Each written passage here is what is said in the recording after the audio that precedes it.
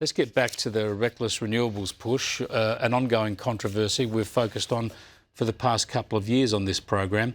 In one of the latest flashpoints, a vet in Mudgee in the central west of New South Wales has rescued dozens of baby birds left homeless after hundreds of trees were torn down to make way for transmission lines connecting wind and solar farms to the grid. Take a look at this report thanks to Channel 10 News. These baby birds are too young to be without a nest, but they're displaced and orphaned. We've just had a steady flow of birds pretty regularly every day, every couple of days. Over the past month, at least 50 have been brought into the Mudgee Vet Hospital. They're just losing their homes at a time that they need to be there. So, why is it happening? Hundreds of trees are being removed to make way for a major renewable power project in regional New South Wales. But vets say it's all taken place during nesting season. This is where the works are taking place, Marothery Road, north of Mudgee.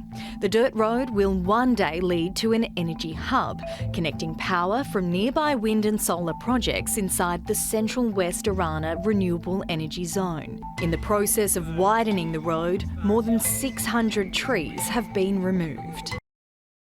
Yeah, let's bring in Ann Webster. She's the Shadow Minister for Regional Development and the member for Mallee in Victoria. She joins us from Melbourne. Thanks for joining us again, Ann. This is another flashpoint in Mudgee. You've had them in your neck of the woods in Western Victoria. We've seen them up and down the coastline, right around the country. Presumably this is an issue that you're going to focus on into the new year as well, because there are so many communities concerned about this rollout. Well, Chris, as we've discussed on many occasions, this is outrageous. How can you put a war into our environment, and whether that's our natural environment or whether it's farming land, in order to save the planet?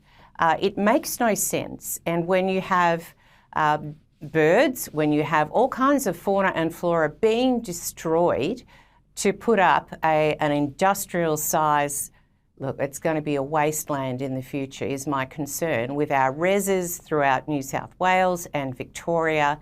You know, farmers are feeling, as you know, absolutely confronted on a daily basis. And they're going into harvest as well. So we've got birds in nesting season who are losing their nests, and we've got farmers going into harvest who are being confronted by VicGrid. I'm looking forward to standing with my farmers at their farm gate to say to the Victorian government, this is not okay. Yeah, so that's one of the issues. State governments trying to forcibly get onto the land of farmers to scope out potential transmission lines and the like. We've got communities complaining about offshore wind projects that can damage their environment. We've got others fighting wind farms and solar factories. But there's always this talk of division in these communities. Some people support it, some don't. Is it as simple as those who support it are the ones who have the transmission lines or the poles on their land and get the money out of it, and everybody else just has to put up with the sight of them without getting any financial reward? Look, I think you're right. Our communities are very divided. There are, I would suggest to you, a minority, given the survey results in my electorate, a minority who are in support of the renewable projects going ahead, and also mining, mineral sands mining, let's not forget that. So farmland is being attacked by every angle and by every government. Local governments actually are trying to stand up for their communities, but it's really, really difficult. And the railroading of our regional communities is simply, I've just never seen anything like it. And the communities, you know, we've got brothers not talking to brothers anymore, fathers not, you know, having their kids who don't talk to them. It really is a war zone in so many ways. And the lack of social licence is just appalling. Well, the issue is, though, I don't doubt any of that. I've seen it and I've spoken to many communities around the country about this sort of thing.